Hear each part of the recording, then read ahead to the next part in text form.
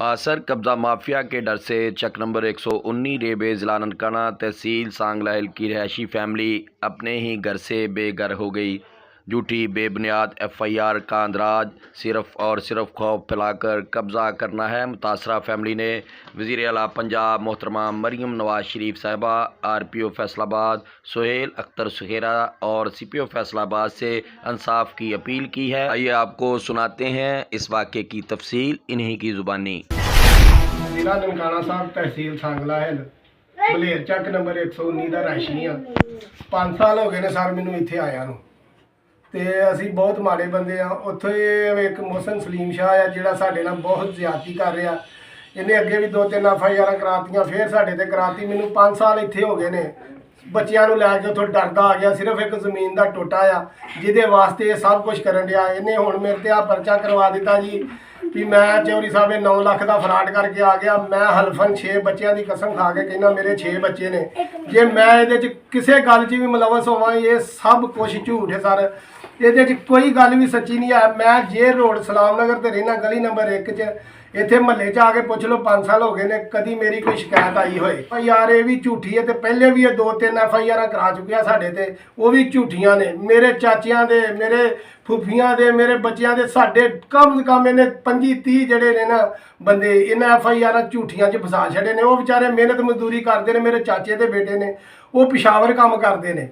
उतों बेचारे तरीका भुगतन आते हैं तो उन्हें वो मुलवस ही नहीं किसी काम च। जेड़े जमीन का रौला जाके मेरे नाल तुसी वेखो इन्हें दीवार की हुई है पक्की मेरी जमीन के विच। मेरा राह भी इन्हें नहीं छड्डिया, भोरा भी एक सरकारी खाल है वो उत्ते भी दीवार कर छड़ी है। कुछ दिन पहले फोन आए ने मैनू भी जमीन वेच दे। मैं आख्या सर मैं नहीं वेचनी, मेरे को वो ही टोटा, मेरे को घर भी कोई नहीं। मैं अपना घर वेचता, मैं व्यापार करता सा, मैं पैसे किसी के देने ही, मैं अपना घर वेच के पैसे दिते ने। मैं किसी को जलील नहीं किया।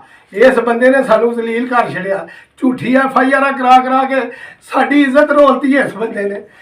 पुलिस आउंदी आ पुछदी नहीं भी यार वकूआ होया नहीं होया, साडे घरां च वड़ जांदी आ आके साडियां बीबियां भैणां नूं जलील करदे ने। मैं फैसलाबाद RPO साहब के अगे रिक्वेस्ट करना है, गुजारिश करना सर मैं बयान देन दिया जे मैं झूठा होवां मैनू सरेआम जिथे मर्जी मेरा तुहाडे ते कतल वा जाए। मेरे बच्चे भी खौफजदा वा, मैं भी खौफजदा। असी बाद वक्त दुपट्टे ला के किद्दां बैठे, दरवाजे तोड़ के 10-12 पुलिस वाले अंदर आके मेरे बच्चे नूं गिरेबानों वाल पुट के नंगे नूं कमीज भी नहीं पाउण दित्ती। इन्हां ने घरों कढ के लै गए। मेरे बच्चे दा कोई कसूर नहीं। ये शबाज शाह भी नाल एक होर जना सी, इन्नियां के बलंगियां गालां कढ के गए ना जेड़ा मैं बयान नहीं कर सकदी। कट मैं पानी च लूण मिर्च घोल के अपने बच्चे पालन रही हाँ। इत्थे फैसलाबाद च रह के मैं सिर्फ निकली अपने बच्चे बचाउण वास्ते। पहलों फोन आया वा मेरे मियाँ नूं तुसीं जगह नहीं वेचनी। मैं कहा असीं नहीं वेचनी। उन्हें कहा मैं नहीं वेचनी, मेरा हले कोई इरादा नहीं जगह वेचण दा। मैं अपने बच्चे इत्थे लैके बैठी हाँ। जे मैं वेचनी होवे तो मैं वेच के अपने बच्चे बाहर भी भेज सकदी, लेकिन नहीं मेरिया बच्चियां जवान आ, मैं उन्हां दी शादी करनी है। मेरिया बच्चियां विआहण दे लैक आ, लेकिन मैं गरीबी कट्टण डई हाँ। तो मैं हले नहीं वेचनी। दसना चाहते हाँ कि जो दिल करता रात 12 का टाइम आ 2 का टाइम आ पुलिस पवा दिंदा वा, ठीक आ बेतुके पर्चे दई जांदा वा। कम से कम साडा तीजा के चौथा पर्चा वा जमीन का रौला वा साडी दा। ये सानू कहंदा वा जमीन वेच दिओ, ठीक आ। असीं कहने असीं नहीं वेचनी, साडे बाप दादा दी जमीन आ, सानू पैसे बहुत थोड़े दिंदा। 83 मरले जगह वा साडी।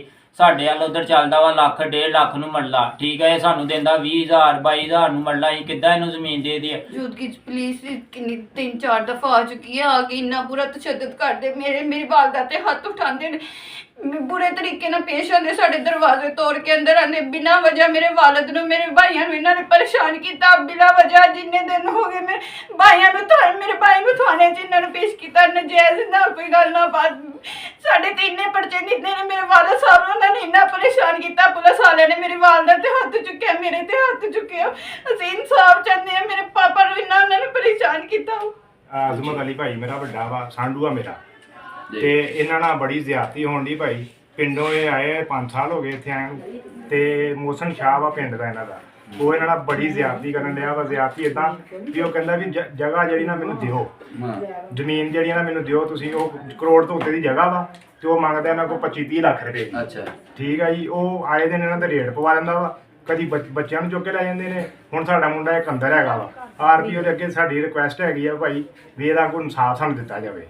मरीम नवाज के अगे साडी रिक्वेस्ट हैगी आ भी सानूं भाई इहदा इंसाफ दित्ता जावे। हाँ जी।